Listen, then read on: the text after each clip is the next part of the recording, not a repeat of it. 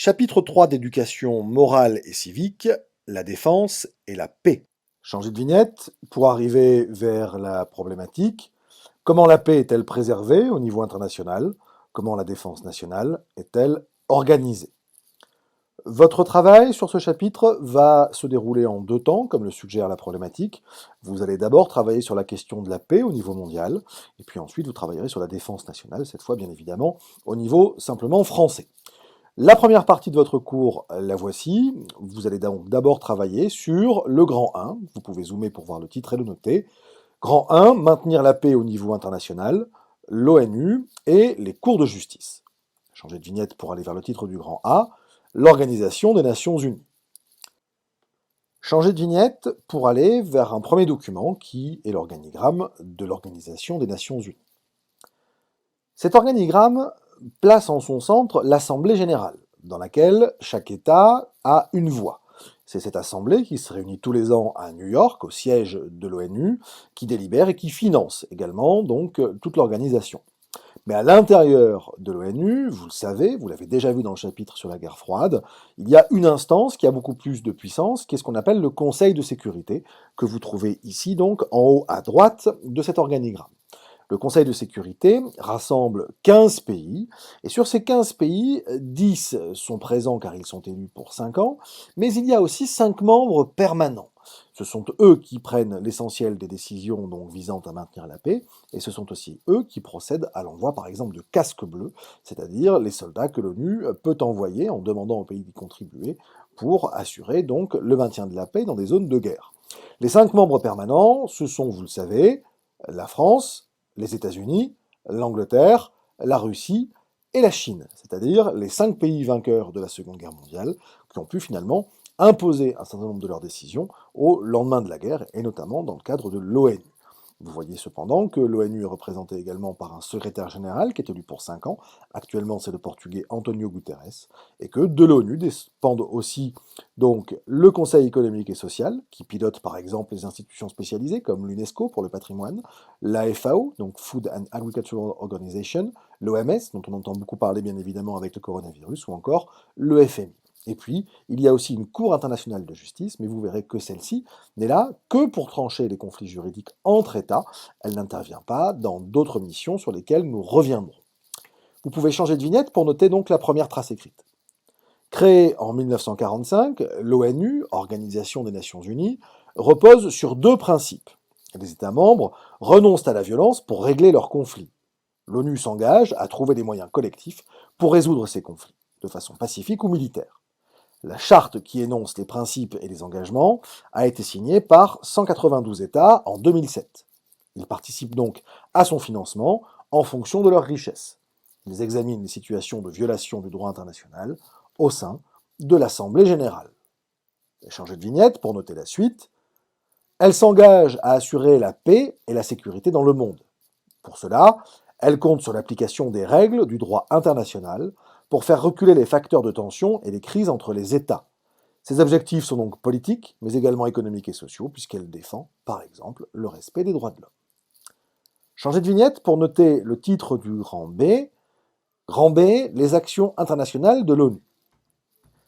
Changer de vignette pour arriver immédiatement sur une capture d'écran qui vient du site internet directement de l'Organisation des Nations Unies et qui vous montre effectivement les opérations de maintien de la paix dirigées par le département des opérations de paix, donc qui dépend des Nations Unies, actuellement dans le monde. Vous constatez qu'il y a aujourd'hui, au niveau mondial, 13 opérations de maintien de la paix qui sont dirigées donc par l'ONU. L'essentiel de ces missions se concentre, vous le voyez, en Afrique, mais on en compte également 4 au Moyen-Orient, une au Pakistan, à la frontière avec l'Inde, et une autre mission également se trouve aux portes de l'Europe, dans la région des Balkans, donc suite à la guerre de l'ex-Yougoslavie des années 90 et du Kosovo au début des années 2000. Ces 13 missions de la paix portent chacune un nom que vous pouvez voir donc sur la droite de l'image. Par exemple, c'est la FINUL au Liban ou c'est par exemple l'ONUST au Moyen-Orient. Changez de vignette pour noter la trace écrite.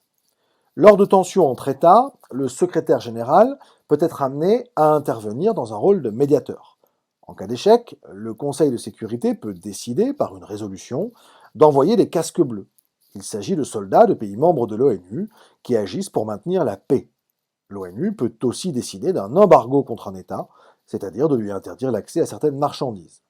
Aujourd'hui, 13 missions de l'ONU dans le monde visent à maintenir la paix, du Pakistan à l'Afrique de l'Ouest, en passant par le Moyen-Orient ou le Kosovo. Mais l'ONU peut intervenir aussi de façon différente. En changeant de vignette, vous allez voir une image qui date de 2003. Vous pouvez, au portrait qui est situé à l'arrière-plan, deviner dans quel pays on se trouve. Il s'agit de l'Irak. Le portrait géant que vous avez derrière vous est un portrait de celui qui fut pendant plus de 40 ans le seul maître de ce pays, c'est Saddam Hussein. Or, en 2003, les États-Unis accusent l'Irak de Saddam Hussein de posséder ce qu'ils appellent des armes de destruction massive, et en particulier des armes nucléaires. L'ONU va donc décider de l'envoi d'enquêteurs. Ce qu'elle peut faire, cela fait partie de ses prérogatives. Ces enquêteurs, vous les avez au premier plan, avec leurs casquettes bleues, qui vont en fait sur des sites sensibles militaires irakiens pour essayer de voir si, oui ou non, en fonction donc des accusations émises par les États-Unis, il y a bien des armes de destruction massive en Irak. Changez de vignette pour noter cette trace écrite. L'ONU utilise des moyens gradués pour défendre la paix. Son action débute par l'envoi d'enquêteurs ou d'observateurs. Le Conseil de sécurité demande aux adversaires de négocier pour régler pacifiquement le conflit qui les oppose. Mais l'ONU peut aussi intervenir pour d'autres choses. L'image suivante vous montre par exemple des jeunes filles vivant au Pérou qui bénéficient d'une aide du Programme alimentaire mondial. Le gobelet plastique que vous avez d'ailleurs au premier plan porte le logo espagnol de cette institution de l'ONU, Programa Mundial de Alimentos, donc pour Programme alimentaire mondial.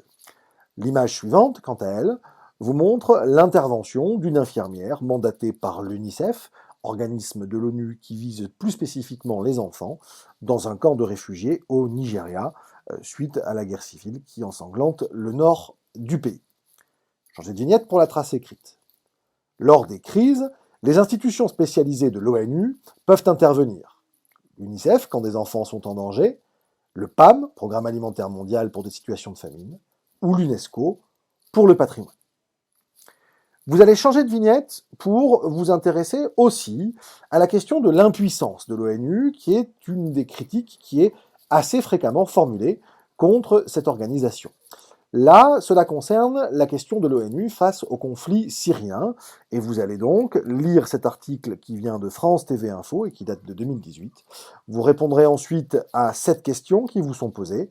Quand vous aurez fini de répondre aux questions, la correction, donc, est dans le fil du cours, vous pourrez la noter. Une fois que vous aurez noté la correction, vous pourrez donc reprendre le son pour noter la trace écrite. Mettez le son en pause pour lire le document et répondre aux questions. Quand vous le remettrez, vous aurez la trace écrite à noter. Mais l'ONU est parfois critiquée. De nombreuses voix s'élèvent pour dénoncer son impuissance face à certains événements ou des conflits tragiques depuis les années 1990, comme le génocide du Rwanda en 1994 ou le massacre de Srebrenica en 1995 en ex-Yougoslavie. Récemment, l'échec de l'ONU à empêcher l'invasion américaine de l'Irak ou son impuissance à mettre fin à la guerre qui fait rage en Syrie depuis 2011 sont mises en avant. L'immense pouvoir que représente le droit de veto détenu par les 5 membres permanents du Conseil de sécurité, héritage de la Seconde Guerre mondiale, est un des facteurs de cette impuissance. Vous allez désormais changer de vignette pour arriver sur la vue d'ensemble du grand C, qui porte sur la justice internationale, zoomer pour en noter le titre, avant d'arriver à la consigne du travail que vous allez devoir accomplir. Le travail à faire porte sur l'émission C'est pas sorcier, diffusée en 2016 et qui était consacrée à la justice internationale. Vous devez visionner l'émission et répondre aux questions de la fiche associée que vous avez dans la vignette suivante. Ce sont 12 questions. Vous allez donc regarder la vidéo, répondre aux 12 questions et vous avez ensuite la correction sur la vignette qui suit la vidéo. Une fois que vous aurez corrigé les questions, vous passerez dans les vignettes suivantes aux 2 traces écrites associées.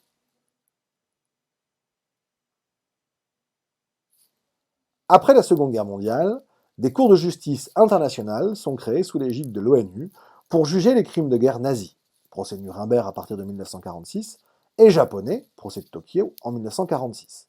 Ces tribunaux sont nommés TPI, pour Tribunal pénal international. Leur but est de juger les personnes accusées de crimes de guerre, de crimes contre l'humanité ou de génocide. Les TPI ont notamment agi ces dernières années, en 1993 pour l'ex-Yougoslavie ou en 1994 pour le Rwanda. Ce sont des tribunaux ad hoc, c'est-à-dire créés spécialement. Changer de vignette pour arriver sur la suite de la trace écrite.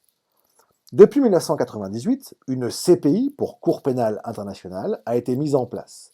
Elle peut juger les ressortissants des 120 pays qui l'ont reconnue lorsque ceux-ci sont accusés de génocide, de crimes contre l'humanité ou de crimes de guerre. C'est une institution indépendante qui ne dépend pas de l'ONU. Elle est financée par les États signataires du statut de Rome. La CPI complète le système judiciaire des États qui l'ont reconnue et ne s'y substitue pas. C'est la fin de cette première partie du cours. Vous allez maintenant passer, avec la vignette suivante, à la vue d'ensemble du Grand 2, qui porte sur la question de la défense nationale et de son organisation en France. Grand 2, l'organisation de la défense nationale. Changez de vignette pour noter le titre du Grand A, la mission de la défense nationale et la protection de la nation.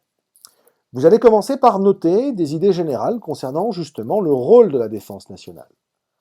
Elle est responsable de l'intégrité et de la sécurité des citoyens français, du territoire français, des intérêts de la France, mais aussi des valeurs incarnées par le pays. Elle assure le respect des engagements internationaux pris par l'État français. En cas d'agression, l'armée défend avec des moyens militaires le territoire avec ses espaces aériens et maritimes. En cas de catastrophe naturelle ou technologique, la défense nationale assure la sauvegarde des populations et la sécurité des secteurs vitaux de l'économie du pays, centrales nucléaires, télécommunications, transport. Changez de vignette pour vous intéresser à une carte qui vous montre que la défense nationale, elle assure aussi la présence militaire française un peu partout dans le monde. Cette carte, qui est issue du ministère de la Défense, vous montre que ce sont près de 30 000 militaires français qui sont engagés un peu partout dans le monde. Ils le sont sous plusieurs formes. Vous avez tout d'abord des militaires qui sont ce qu'on appelle des forces de souveraineté, c'est-à-dire des soldats qui sont déployés sur le territoire national, mais également dans les territoires d'outre-mer. Par exemple, vous avez 7150 militaires stationnés aux Antilles, en Guyane, à Mayotte et à La Réunion, en Nouvelle-Calédonie ou encore en Polynésie française. Vous avez également ce qu'on appelle des forces de présence, c'est-à-dire des militaires français stationnés dans des pays étrangers. Ceux-ci sont essentiellement en Afrique, au Sénégal, en Côte d'Ivoire, au Gabon et à Djibouti. Et depuis récemment, une base française a également ouvert aux Émirats arabes unis. La France est également engagée, donc par le biais de son armée, dans des opérations extérieures. Aujourd'hui, 2 opérations militaires mobilisent l'armée française. L'opération Barkhane, tout d'abord, qui mobilise 5100 militaires français dans la bande saharo-sahélienne pour la lutte contre le terrorisme. Et puis l'opération Chamal, elle, dans la zone syro-irakienne, qui mobilise 1000 militaires. Quelques centaines de militaires sont par ailleurs aujourd'hui affectés à des missions dans le cadre de l'ONU, de l'Union européenne ou de l'OTAN. Il y a également 3350 militaires français qui sont impliqués dans des missions maritimes, notamment de surveillance dans l'Atlantique Nord, par exemple. Changez de vignette pour noter la trace écrite. L'armée française est présente dans le monde entier pour plusieurs raisons. Il s'agit d'abord d'assurer des missions militaires, mais également de contribuer à l'affirmation de la puissance de la France par une présence sur tous les continents. Changez de vignette pour arriver vers une étude de documents. Vous allez travailler sur un article du magazine L'Express qui date du 22 mars 2019 et qui vous permet de vous pencher sur une polémique qui a agité le monde politique français à propos de la volonté du pouvoir exécutif, c'est-à-dire du président de la République et du gouvernement, d'utiliser l'armée dans des missions de surveillance et de maintien de l'ordre à l'occasion de manifestations de Gilets jaunes. Or, vous allez le voir, cette volonté a rencontré pas mal de résistance. C'est ce que vous montre le document. Vous allez donc le lire, répondre aux 3 questions qui lui sont associées. En changeant de vignette après la lecture de ce document et la réponse à vos questions, vous aurez une correction. Et puis, quand vous remettrez le son, vous aurez également donc la trace écrite. Plus récemment, l'armée a été mise à contribution dans le cadre du plan Vigipirate, consécutif aux attentats de 2015. Cet emploi a pu être critiqué et mis en avant comme une utilisation de l'armée à des fins de maintien de l'ordre, ce qui est la mission des forces de l'ordre, police et gendarmerie. On passe à un grand B, les responsables de la défense, changez de vignette pour voir le titre et le noter, changez ensuite de vignette pour regarder donc un document qui vous montre justement l'organisation de la défense nationale en France. En regardant ce document, vous pouvez tout d'abord constater que l'armée, comme dans toutes les démocraties, est soumise au pouvoir politique. Le pouvoir politique, qui est donc désigné par les citoyens, par élection, commande directement l'état-major des armées, qui lui-même donc donne des ordres aux 4 composantes de l'armée française, c'est-à-dire l'armée de terre, l'armée de l'air, la marine nationale et la gendarmerie nationale. Celui qui est le chef des armées dans la constitution de la Ve République, c'est le président de la République. C'est lui qui est le garant de l'indépendance nationale, de l'intégrité du territoire et du respect des traités. C'est également lui qui est le seul juge de l'utilisation, par exemple, de la force nucléaire. C'est le président de la République qui nomme également le gouvernement, vous le savez, dans lequel on trouve le Premier ministre, qui est le responsable de la défense nationale, et celui qui exécute la politique de défense, c'est le ministre de la Défense. Le Parlement, quant à lui, a aussi une importance, car s'il ne commande pas directement l'armée, il peut lui aussi donner son avis par un vote sur l'engagement de l'armée nationale dans un conflit. Par ailleurs, il est associé à la définition de la stratégie de sécurité nationale, et puis c'est lui qui vote les lois et le budget de la défense. L'armée est effectivement commandée par l'état-major des armées. Il y a un chef d'état-major, qui est actuellement le général Lecointre, qui est nommé par le président de la République. Encore une fois, une idée essentielle dans le cadre de la défense nationale, le pouvoir militaire est soumis au pouvoir politique, c'est-à-dire à la démocratie. Changez de vignette pour noter la trace écrite. En France, comme dans toute démocratie, le pouvoir militaire est soumis au pouvoir politique. Ainsi, les responsables de la défense nationale sont des élus de la nation. C'est le Parlement, Assemblée nationale et Sénat, qui est habilité à engager les forces armées dans un conflit. Il se prononce également sur les choix de politique militaire et vote le budget des armées. Changez de vignette pour noter la suite.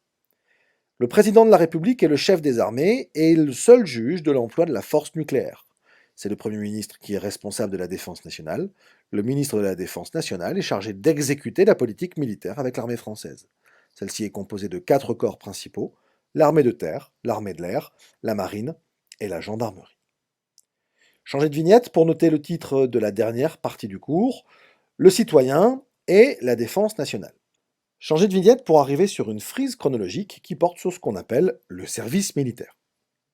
Le service militaire, qui existe encore dans de nombreux pays, mais plus en France, nous allons voir pourquoi et comment, correspond au fait pour les jeunes hommes, généralement âgés de 18 ans, de participer pendant une période de temps donnée à des exercices de type militaire et parfois d'assumer même des fonctions militaires, voire des fonctions combattantes.